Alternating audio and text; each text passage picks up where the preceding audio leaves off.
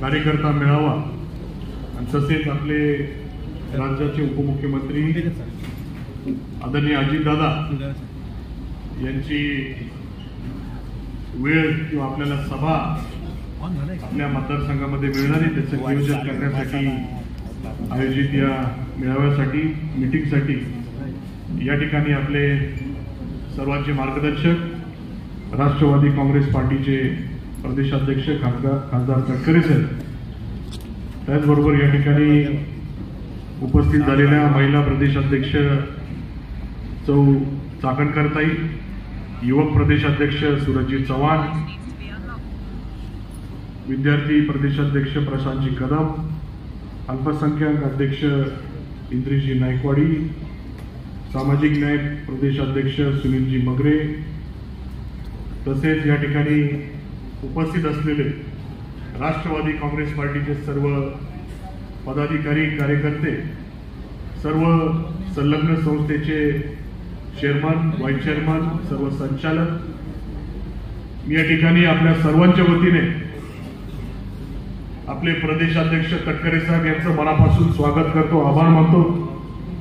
ते आज नाशिक आणि नगर या दोन्ही जिल्ह्यामध्ये जे मतदारसंघ आहे, जे राष्ट्रवादी काँग्रेस पार्टीचे आमदार आहेत, या ठिकाणी ते भेटी देत आहेत, तिथे मेळावा घेत आहेत, त्यांचे मीटिंग घेत आहेत आणि त्या निमित्ताने आपल्या देखील कोपरगाव मतदारसंघाचा आढावा घेण्यासाठी आपल्या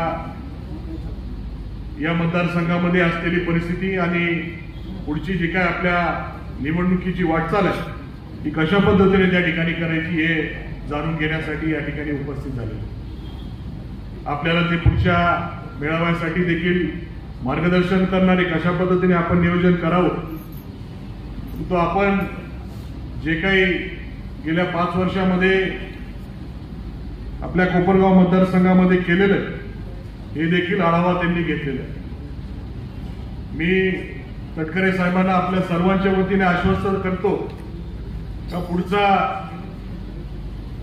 हे आमदार तर आता मीच आहे, पण पुढचं आपलं सरकार माहितीचं येणार आहे आणि मुख्यमंत्री पण दादा होणार आहे असं या ठिकाणी आपल्या सर्वांच्या वतीने या ठिकाणी मान्य आहे आणि अशा पद्धतीने आम्ही सर्व कामाला लागलो।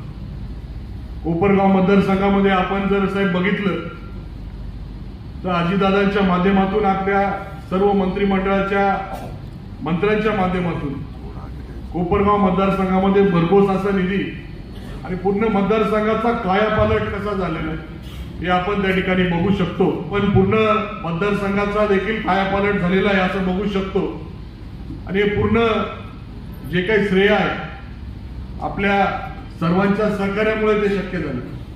तसेच आपले लाडके उपमुख्यमंत्री अजितदादा यांच्या आशीर्वादामुळे शक्य झाले आणि म्हणून विकासाच्या बाबतीमध्ये कोणी अजितदादांचा त्या ठिकाणी हात धरू शकत नाही, परंतु नुसता विकास नाही, परंतु अजितदादांचे हात बळकट करण्यासाठी आपल्या सर्वांना या निवडणुकीला सामोरे जायचं आणि आपल्याला तो निकाल घ्यायचा।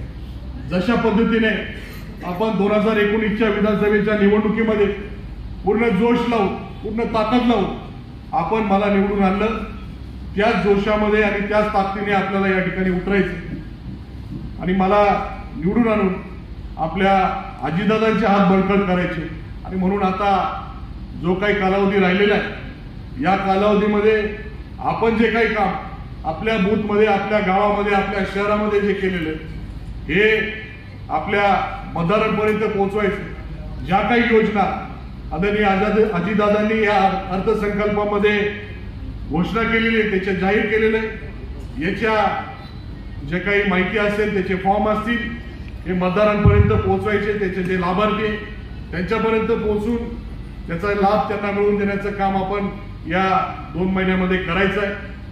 आता आपले कामं भरपूर झालेले, याचा फक्त प्रचार प्रसार आपल्याला करायचा आहे। शासनाच्या माध्यमातून योजना भरपूर जाहीर झालेल्या आहे, याचा लाभ फक्त त्या लाभार्थ्यांना मिळवून द्यायचा आहे आणि समोर त्यांना बोलायला कुठलीच जागा नाही। समोरचे लोक काहीतरी भूलथापा देऊन आपल्या सर्वांचा त्या ठिकाणी लक्ष विचलित करतील आणि म्हणून आपल्या सर्वांना त्या पद्धतीने काळजी करायची आहे. आपल्या या सर्व योजना सर्व कामं मतदारांपर्यंत पोहोचून अजितदादांचे हात कसे बळकट होतील यासाठी आपण सर्वांनी काम करायचे. संघटनेच्या बाबतीमध्ये जे काही आपल्याला जबाबदाऱ्या ज्या ज्या पदाधिकाऱ्यांना दिलेल्या आपण सर्वजण पार पाडतच आहोत. परंतु नव्याने काही जे काही पदाधिकारी आपल्या बरोबर आले, काही कार्यकर्ते आपल्या बरोबर आले, त्यांना देखील नवीन जबाबदारी आपण या काळामध्ये देणार आहे. आपण सर्वांनी मिळून आपल्या राष्ट्रवादी काँग्रेस पार्टीचा विचार, आपल्या राष्ट्रवादी काँग्रेस पार्टीचं कार्य, अजितदादांचं कार्य तळागाळापर्यंत पोहोचून आपल्या राष्ट्रवादी काँग्रेस पक्षाचा घड्याळाचं चिन्ह हे लोकांपर्यंत तर गेलेलंच आहे. परंतु लोकांच्या मनामध्ये जे काही संभ्रम आहे तो संभ्रम कुठे न ठेवता आपलं काम त्या ठिकाणी पोहोचून आपल्याला त्यांचं मन जिंकायचं आहे. अशा पद्धतीचं काम आपण सर्वांनी करावं अशा पद्धतीची विनंती करतो. आपल्या सर्वांना तटकरे साहेबांचे विचार, त्यांचं मार्गदर्शन या ठिकाणी ऐकायचंय. म्हणून जास्त वेळ न घेता मी आपल्या सर्वांना जे काही तटकरे साहेब या ठिकाणी सांगणार आहे ते आपण लक्ष देऊन ऐकावं. त्या पद्धतीने आपल्याला पुढे काम म्हणजे या 2 महिन्यामध्ये प्रचार करायचा आहे, काम करायचंय. आणि म्हणून त्या पद्धतीने आपण सर्वांनी त्या मेळाव्यामध्ये लक्ष देऊन ऐकावं एवढी विनंती करतो. आपण सर्वजण करताना या मेळाव्याला थोडासा विलंब झाला, पण आपण सर्वजण एवढ्या वेळ या ठिकाणी थांबून राहिले त्याबद्दल आपल्या सर्वांचे मनापासून आभार मानतो आणि माझे 2 शब्द थांबवतो. धन्यवाद.